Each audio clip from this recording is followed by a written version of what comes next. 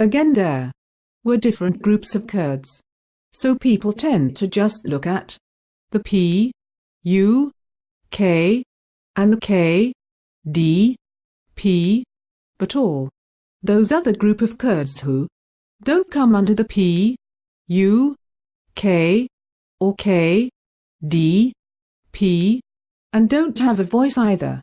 Obviously there were times of saying to the Kurds, okay, we are going to allow each political party to have one office in Kirkuk, so every political party is allowed one office, and when we went and counted how many offices different groups had, the Kurds between them had 100 offices. That's a little bit excessive. The one we always laugh about was the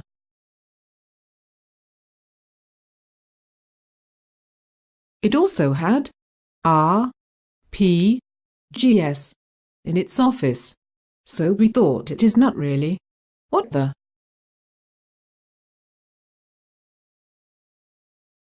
necessarily needed.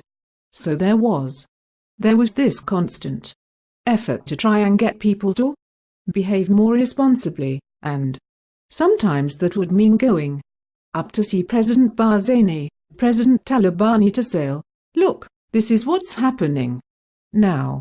We need your help to stop this. When you look at these land disputes, that's going to take time and legal process to deal with. When you look at the issue of mother tongue teaching, mother tongue, Kurdish, which was huge, that is really, really important, but we don't want a process whereby you go into schools and you segregate all the children who have been at school together. You don't want a process which leads to communities only speaking one language and not being able to speak each other's languages. You don't want a process where the police are all of one ethnicity.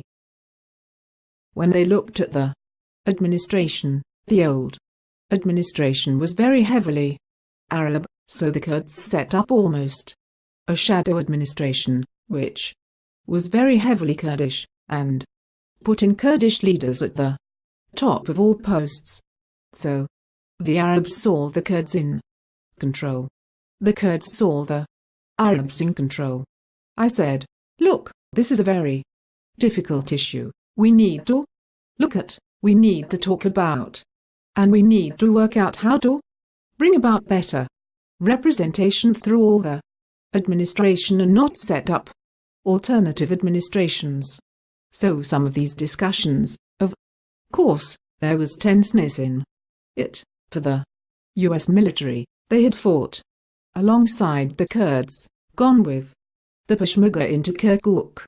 They saw these are the good guys being liberated from the bad guys.